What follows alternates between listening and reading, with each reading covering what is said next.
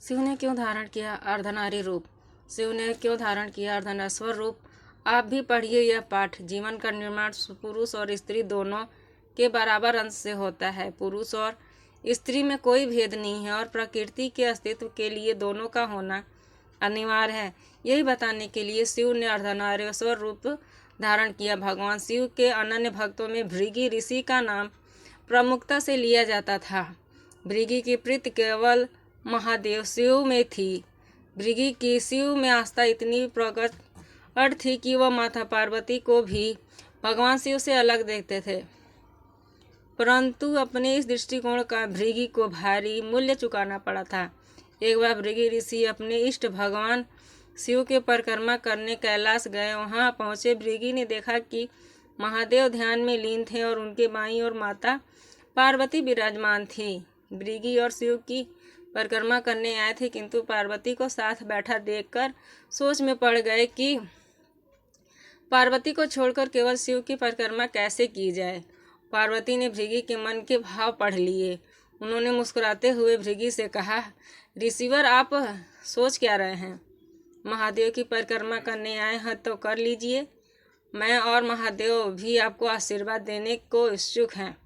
परंतु भृगु को यह स्वीकार नहीं था। वह केवल शिव की भक्त थे, इसीलिए पार्वती का परिक्रमा तो प्रश्न ही नहीं उठता। भृगि ने कुछ समझ में नहीं आया।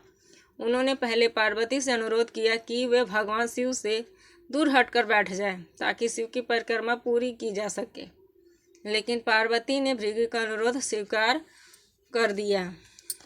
तो भृगि ने शिव और पार्वती के बीच में से बलपूर्वक निकालने का प्रयास किया, ताकि पार्वती के परिक्रमा से बचा जा सके। यह देखकर पार्वती को बुरा लगा। शक्ति भला शिव से अलग कैसे हो जाती। उन्होंने भृगि को अनेक प्रकार से प्रकृति और पुरुष का संबंध समझाने का प्रयत्न किया, परंतु भृगि ने हट नहीं छोड़ा।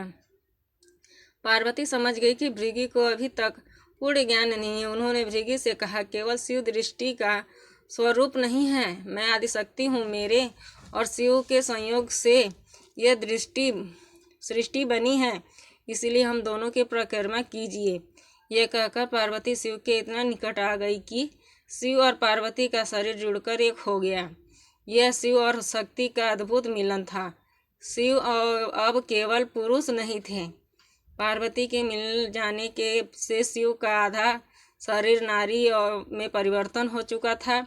शिव अर्धनेश्वर हो गए। इसके बाद भी अहंकार से भरे भृगि की बुद्धि नहीं आई। उन्होंने कीट का रूप धारण किया और शिव एवं पार्वती के शरीर जिस जगह से जुड़े थे वहां से उनका मांस कुतरता शुरू कर दिया। भृगि कीट अब अर्धनेश्वर को बीच में से काटकर एक दूसरे से अलग कर देना चाहता था। भृगि की दृष्टता देखकर पार्वती का धैर्य समाप्त हो गया। उन्होंने भृगि को श्राप दिया, भृगि, तुम मूर्ख हो। तुम शिव और शक्ति को अलग करना चाहते हो। तुम्हें सत्य दिखाई नहीं देता कि दोनों एक हैं। ब्रह्मांड के समन्वय में तुम्हारी आस्था नहीं है। तुम पुरुष और प्रकृति के सिद्धांत को भी नहीं समझना चाहते। तुम यह नहीं जानते कि प्राणी को मांस मंझा अपनी माता तथा हड्डियां अपने पिता से प्राप्त होती हैं। क्योंकि तुमने स्त्री शक्ति का अपमान किया है, इसीलिए मैं तुम्हें श्राप देती हूँ कि तुम स्त्री से मिली मांस मंझा गंवा दोगे और तुम्हारे शरीर में केवल हड्डियां शेष रह जाएंगी। पार्वती के भयानक श्राप का तुरंत प्रभाव हुआ। भृगु की मांसपेशियां नष्ट हो गई और उसका शरीर कंकाल में परिवर्तित हो गया। भृगि ऋषि के लिए अब खड़ा रहना एक तक असंभव था। कंकाल नीचे गिर पड़ा।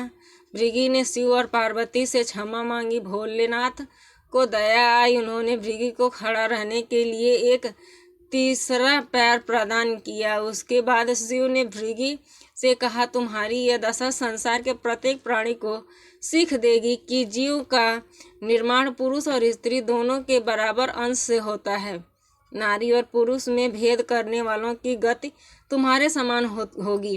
पुरुष और स्त्री में कोई भेद नहीं है और प्रकृति के अस्तित्व के लिए दोनों का होना अनिवार्य है। यही बताने के लिए मैंने अर्धनारी रूप धारण किया था। शिव और शक्ति को पृथक रूप से देखने वाले को दोनों में से किसी का आशीर्वाद प्राप्त नहीं होता।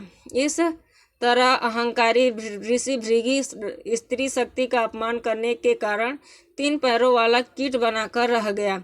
ऐसी सच्ची कहानियाँ जानने के लिए हमारे चैनल को सब्सक्राइब कर लीजिए और वीडियो को लाइक कर दीजिए और दोस्तों के साथ वीडियो को शेयर कर दीजिए ताकि वो भी ऐसी जानकारी प्राप्त कर सकें। आप सभी को बहुत बहुत धन्यवाद करती हूँ।